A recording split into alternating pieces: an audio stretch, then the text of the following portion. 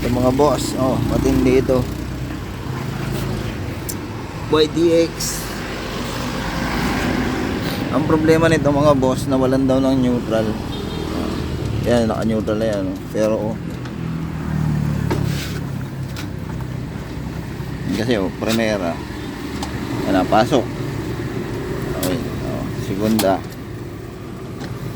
Tercera. Ah, tercera na. 1 2. Ayan, ayaw na uli. Yan lang yun, nahihipid. Basta nawala, pag naandar, napasok siya ng neutral.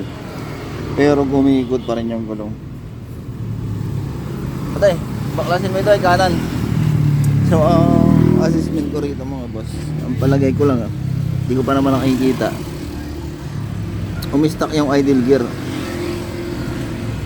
Ayan, tulad niya, wala pang bukas yan. Kumuha ka ng pang-alas dito. Clutch side muna tayo. Ayan. Pag ganito ang problema mga boss, posible lang ha, kasi madalang naman yung nagagawa kong YTX. Pero gumagana to. Pag pinatakbo mo primera, segunda, tercera, kwarta, gumagana siya. Pero pag nag-neutral, pa rin, tumatakbo pa rin. Nabangga pa nga daw yung may-ari nito sa likod. Siya pa nakapagbayad. Yun ang kwento ng may-ari. Taga Binavista to. Parang nagka-problema sa atimunan. Ang ginawa, iniwan na lang natin sa atin dito sa Gumaca. And so yun, baklas mga boss. Tanggalan.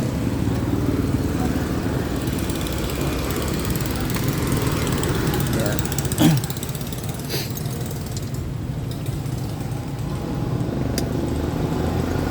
Tigas yan.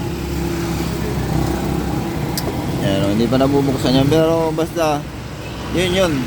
Base sa experience natin mga boss, ang nagiging problema talaga niyan ay umi-stuck yung idle gear. Kasi sa STX, during the time na puro STX yung nagagawa natin, pag nawala yung neutral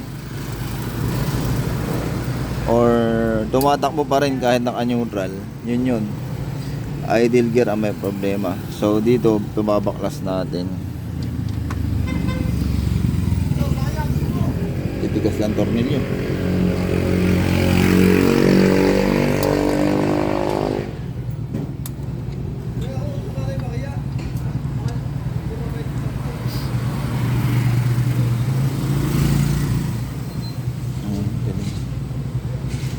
Baliktarin mo yung yan.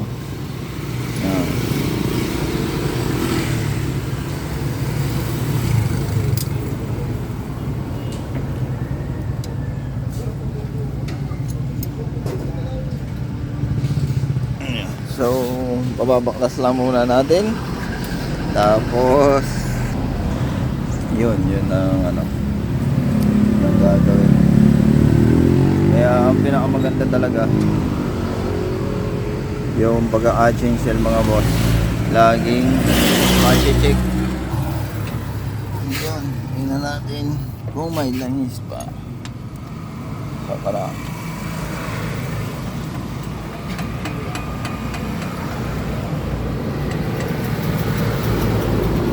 so yan, tulad yan, wala nang langis, diba? Ang posibilidad talaga nito idle gear. Yun lang, hula lang yun.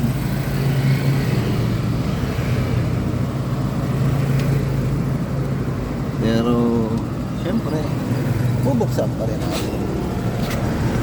Kaya sinyalis na agad yan. Sinyalis na idle gear ang sira.